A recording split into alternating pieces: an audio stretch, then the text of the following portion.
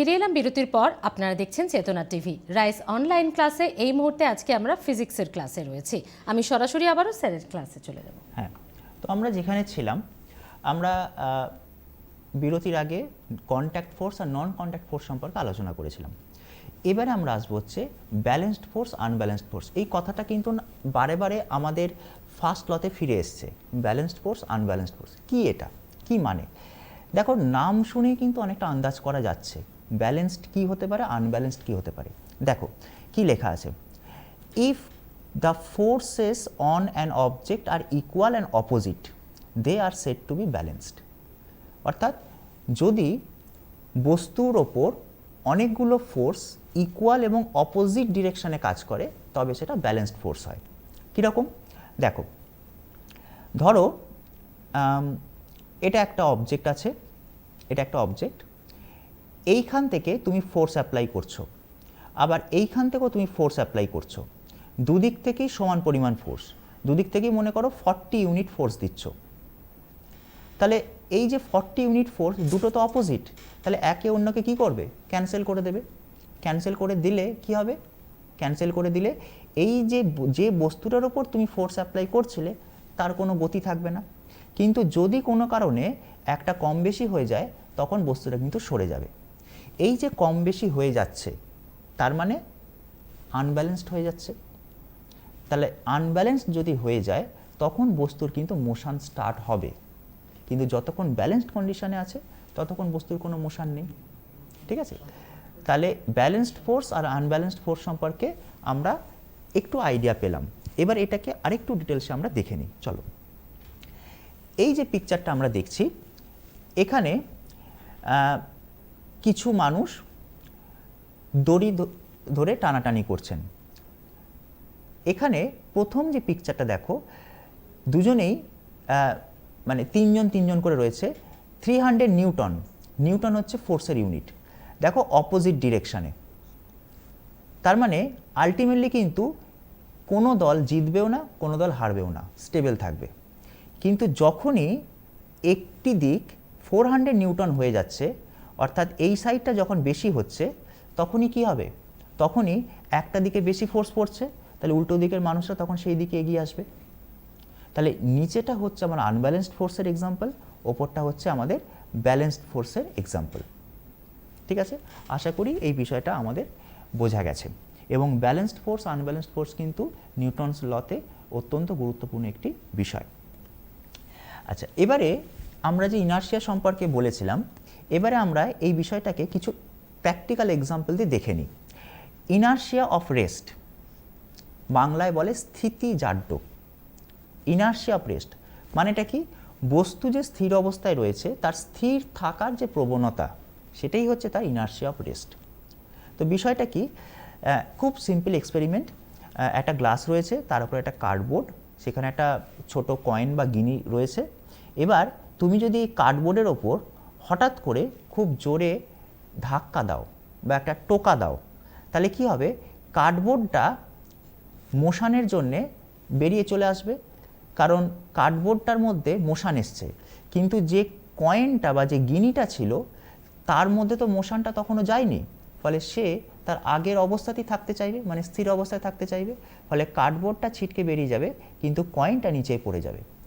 এই যে ঘটনাটা ঘটলো, এটাই হচ্ছে আমাদের ইনার্শিয়া অফ রেস্টের এক্সাম্পল। ওকে, এরকম আমরা যদি ইনার্শিয়া অফ মোশানের এক্সাম্পল দেখি, দেখো ইনার্শিয়া অফ মোশান।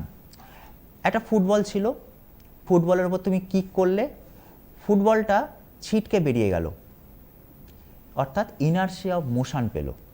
আবার এই ফুটবলটাই যখন গোল বক্সের ভেতর ঢুকছে, তখন ওই যে নেটটা রয়েছে, নেটটার ওপর গিয়ে সজোরে গিয়ে ধাক্কা দিচ্ছে। ইনার্শিয়া অফ মোশান, তার সাথে সাথে আনব্যালেন্স ফোর্সটাও এখানে কাজ করছে। দেখো, inertia of motion and unbalanced force. Unbalanced বলেই তো নেটটা পিছনের দিকে সরে যাচ্ছে। যদি ব্যালেন্সড হতো তাহলে তো ফুটবলটা নেটটাকে পিছনের দিকে ঠেলে নিয়ে যেতে পারতো না। ঠিক আছে? তাহলে এখানে আমরা ইনার্শিয়া অফ মোশন যেমন দেখছি, আবার আনব্যালেন্সড ফোর্সটাকেও আমরা দেখতে পাচ্ছি। এর আরও একটি অত্যন্ত গুরুত্বপূর্ণ এক্সাম্পল হচ্ছে এটি, অর্থাৎ এখন যেটিকে আমরা দেখতে পাচ্ছি। এটা আমাদের ডেলি লাইফের সাথে ভীষণভাবে রিলেটেড। আমরা গাড়িতে যাই, বাসে যাই বা বাইকে যাই, যখনই যেভাবেই আমরা জার্নি করি না কেন, দেখবে যখন হঠাৎ করে চলতে শুরু করে গাড়িটা, তখন আমরা পিছনের দিকে হেলে যাই। কেন? আবার যখন গাড়িটা থেমে যাচ্ছে তখন আমরা সামনের দিকে এগিয়ে যাই। কেন? তার কারণটা হচ্ছে এই ইনার্শিয়া অফ মোশন। কীভাবে কাজ করছে?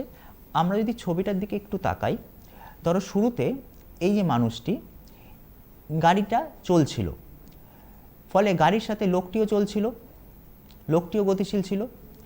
এইবারে হঠাৎ করে গাড়িটা থেমে গেছে, তিনি ব্রেক অ্যাপ্লাই করেছেন, ফলে তার বডির যে লোয়ার পোর্শন, যেহেতু সেটি গাড়ির সাথে সরাসরিভাবে যুক্ত, ফলে সেটি থেমে গেল। কিন্তু বডির উপরের পোর্শন তখনও থামতে পারেনি, অর্থাৎ বডির উপরের পোর্শন তখনও ইনার্শিয়া অফ মোশনটাকে বজায় রাখছে বা মেনটেন করছে। এই যে ইনার্শিয়া অফ মোশনটাকে সে মেনটেন করছে, বজায় রাখছে, ফলে কি হবে? ফলে শরীরের নিচের পোর্শনটা থেমে যাবে, কিন্তু উপরের পোর্শনটা সজোরে সামনে এসে ধাক্কা দেবে। তাহলে এটা একটা আমরা অ্যাক্সিডেন্ট বলে ভাবতে পারি। সেই জন্য তুমি দেখবে এয়ার ব্যাগ ইউজ করা হয় গাড়িতে, যাতে করে এই ধরনের কোনো দুর্ঘটনা না ঘটে। ওকে, তাহলে এই যে ঘটনাটা আমরা দেখলাম, এটা হচ্ছে ইনার্শিয়া অফ মোশনের একটা এক্সাম্পল আমরা দেখতে পেলাম।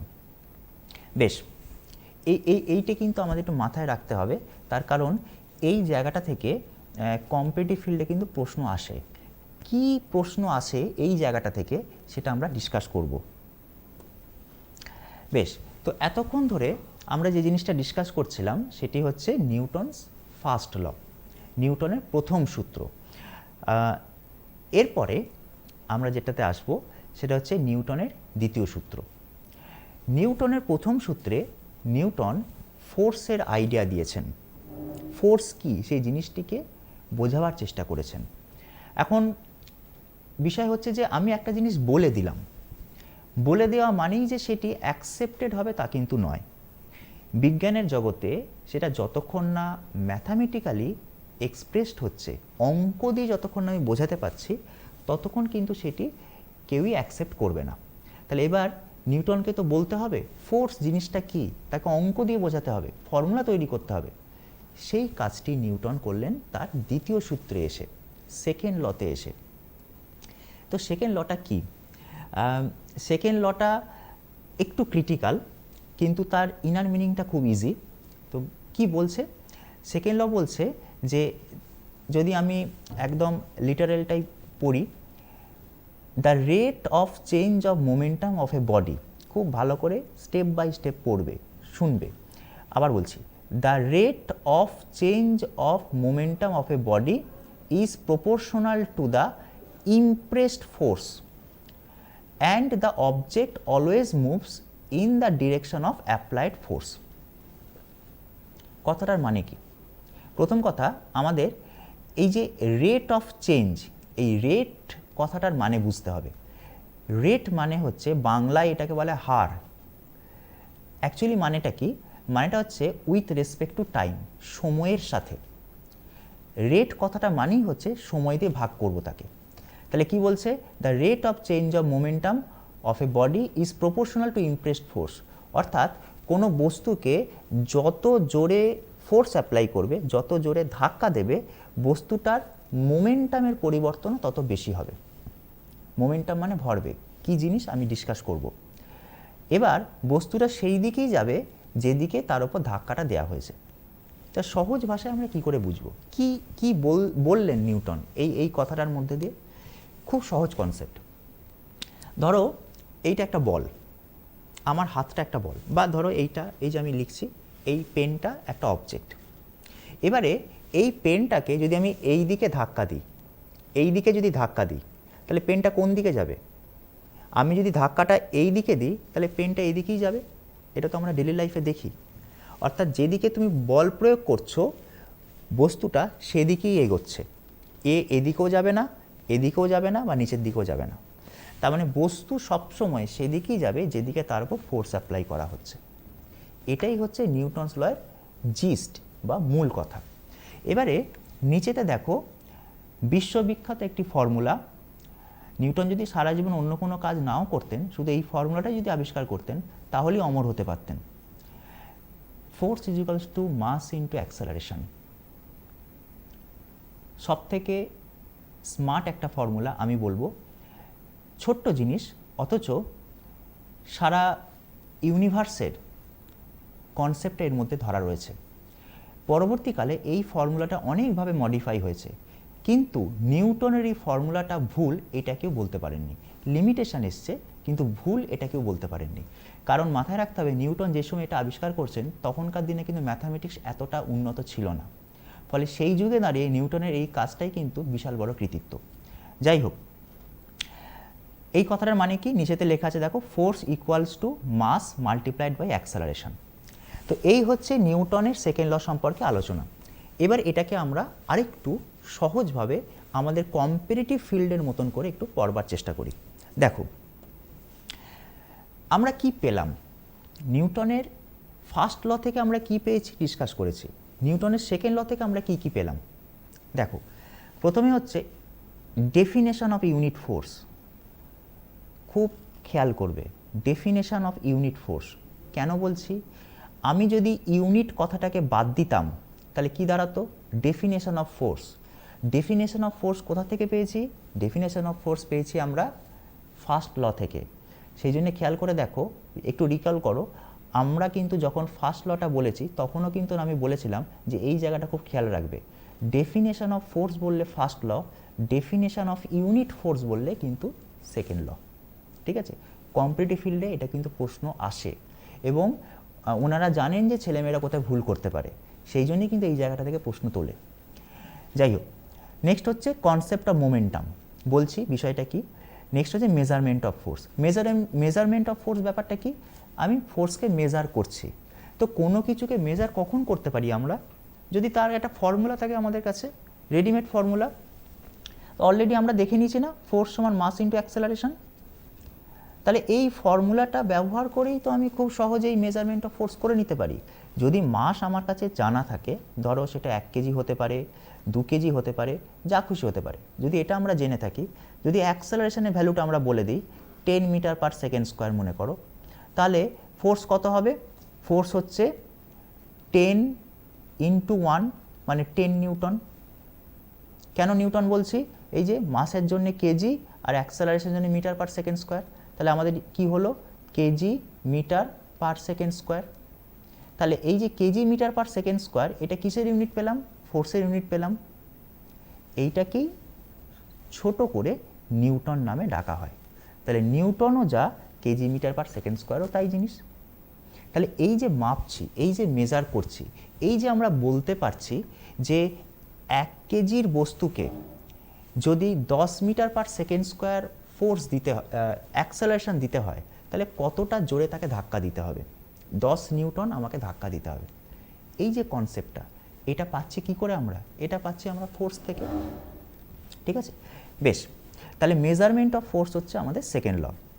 আচ্ছা, ডেফিনেশন অফ ইউনিট ফোর্স, এটা একটু বলি কেন এটা ইম্পর্টেন্ট। আচ্ছা, ইউনিট মানে কি, ইউনিট মানে হচ্ছে একক, একক বলের সংজ্ঞা। একক বল মানে কি, এই যে আমরা বললাম যে ফোর্সের ইউনিট হচ্ছে নিউটন, তাহলে এই যে 1 নিউটন, 1 নিউটন কিভাবে আমরা বুঝবো 1 নিউটন, 1 নিউটন মানে কি, দেখো 1 নিউটন আমরা কি করে বুঝি, যদি মাস অর্থাৎ এম এর ভ্যালুটাকে আমি 1 ধরি, এম সমান যদি 1 ধরি, এ অ্যাক্সেলারেশন এটাকেও যদি 1 মনে করি, অর্থাৎ মাস মানে হচ্ছে 1 কেজি ধরলাম আর অ্যাক্সেলারেশন মানে হচ্ছে মিটার পার সেকেন্ড স্কোয়ার ধরলাম, তাহলে আমাদের নিউটন মানে কি হতে পারে, 1 নিউটন। 1 নিউটন মানে হচ্ছে kg metre per second square, kg metre per second square. Okay, তাহলে এই যে kg metre per second square, এটাই হচ্ছে আমাদের 1 নিউটনের মেজারমেন্ট। 1 নিউটনের মেজারমেন্ট কিন্তু আরও সহজে করা যায়, অনেক সহজে এটা করা যায়, কিন্তু আমাদের কম্পিটিটিভ ফিল্ডে সেটা আসে না। তো আমাদের তো এক্সামের দিকে তাকিয়ে করতে হবে, তো সেই জন্যে আমাদের কম্পিটিটিভ ফিল্ডে যে প্রশ্নগুলো আসে আমি সেটা নিয়ে ডিসকাস করছি। বেশ, আচ্ছা এবারে আসি মোমেন্টাম। মোমেন্টাম ব্যাপারটা কি, মোমেন্টাম মানে হচ্ছে ভরবেগ, ভরবেগ, বস্তুর ভর আর বেগের গুণফলকে বলা হয় মোমেন্টাম। তাহলে বিষয়টা কি, ধরা যাক মাস হচ্ছে, মাসকে আমি এম দিয়ে লিখলাম, মাসকে আমি এম দিয়ে লিখলাম, ঠিক আছে। আচ্ছা, ভেলোসিটিকে কি দিয়ে লিখি আমরা, ভি দিয়ে লিখি। তাহলে এই যে এম ভি, এই এম ভিটা কি আমরা কি বলি, এই এম ভিটাকেই আমরা বলি মোমেন্টাম বা ভরবেগ। কি বলি, মোমেন্টাম বা ভরবেগ। যখনই কোনো বস্তু গতিশীল অবস্থায় থাকে তখনই কিন্তু এই মোমেন্টামটা অ্যাক্ট করে। কেন, কারণ বস্তুটার মাস তো অবশ্যই আছে, আর তার সাথে সাথে তার গতিটাও আছে, ভেলোসিটিও আছে। তাহলে এই যে ভেলোসিটিটা রয়েছে, তাহলে দুটোই কাজ করছে, ইনার্শিয়া অফ মাসটাও রয়েছে, আবার ইনার্শিয়া অফ মোশনটাও রয়েছে। এই যে দুটো জিনিস একসাথে কাজ করছে, এটাকেই আমরা বলি মোমেন্টাম। তাহলে মোমেন্টামের ইউনিট কি হবে, তাহলে মোমেন্টামের ইউনিট আমরা কি লিখতে পারি, ফর্মুলা পেয়ে গেছি এমভি। তাহলে কেজি হচ্ছে মাসের জন্যে, আর মিটার পার সেকেন্ড হচ্ছে ভেলোসিটির জন্যে। তাহলে মোমেন্টামের ইউনিট কি, কেজি মিটার পার সেকেন্ড। তাহলে আমরা ফোর্সের ইউনিটটাও জেনে ফেললাম, আবার মোমেন্টামের ইউনিটটাও আমরা জেনে ফেললাম। তাহলে সেকেন্ড ল থেকে আমরা কী কী জিনিস পাচ্ছি সেটা আমরা শিখে ফেললাম। একদমই স্যার, কিন্তু কম্পিটিটিভ এক্সাম তো সমস্ত এক্সামের থেকে একেবারে আলাদা, সেখানে অ্যাকিউরেসি এবং টাইম ম্যানেজমেন্টটা খুব ইম্পর্টেন্ট। একটা বিষয় জানতে চাইবো যে অবশ্যই মনে রাখারই বিষয়, সেটা আমাদের পড়াশোনা করতে হবে, কিন্তু ইজি ওয়ে বা টিপস কি দেবেন? একদমই, আমাদের আসলে ফিজিক্স পড়ার একটা সবথেকে বড় সুবিধা হচ্ছে আমরা যদি নামগুলোকে একটু ভালো করে জানি, কি পড়ছি সেই নামটাকে যদি ভালো করে বুঝি, তাহলে কিন্তু বিষয়টা সম্পর্কে অনেকটা কনসেপ্ট ক্লিয়ার হয়ে যায়। যেমন ব্যালেন্সড ফোর্স, যেটা ব্যালেন্স হয়ে যাচ্ছে, অর্থাৎ মিলিয়ে যাচ্ছে, অপোজিট ফোর্স হলেই ব্যালেন্স ফোর্স। আর যদি আনব্যালেন্সড হয় তাহলে নাম শুনেই বোঝা যাচ্ছে যে দুটো মিলছে না কোনোভাবেই, দাঁড়িপাল্লার মতো, ব্যালেন্স হলে স্টেবল, আনব্যালেন্সড হলে একটা দিক উঁচু নিচু। তাহলে এই যে নামগুলো যদি আমরা একটু বুঝে যাই, তাহলে কিন্তু বিষয়টা সম্পর্কে আমাদের একটা আইডিয়া ক্লিয়ার হয়ে যাবে। মানে একটু ক্যালকুলেট করে পড়াশোনাটা একদমই তাই, একটা বুদ্ধি করে পড়তে হবে। একদম, একটা ব্রেকের পর দেখা হচ্ছে, একটা ব্রেকের পর ফিরছি আপনাদের সঙ্গে এই ক্লাসে, সঙ্গে থাকুন।